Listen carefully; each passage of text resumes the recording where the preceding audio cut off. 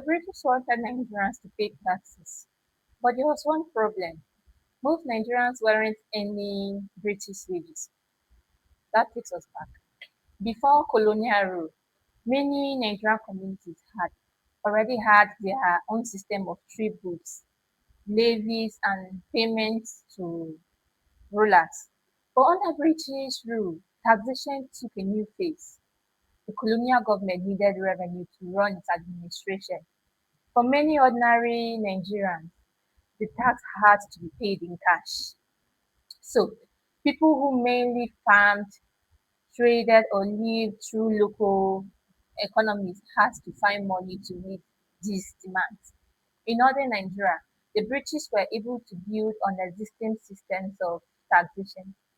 But as colonial rule expanded into the south, introducing direct taxes became much more difficult. There was resistance, and the British sometimes used chiefs and local officials to enforce collection. But taxation wasn't the only problem. The people were also angry about forced labor, the power given to colonial officials and chiefs, and also the growing interference of the colonial government and their communities. By 1929, this tension exploded in the western Nigeria when thousands of women protested against colonial policies, including fears that taxation could be imposed on women.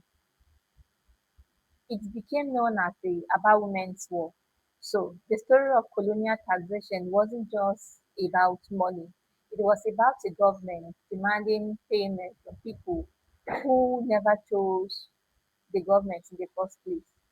And that's where taxation became more than a financial issue. It became a fight over power, control, and resistance. I tell history stories like this all the time. See you in the next video. Bye.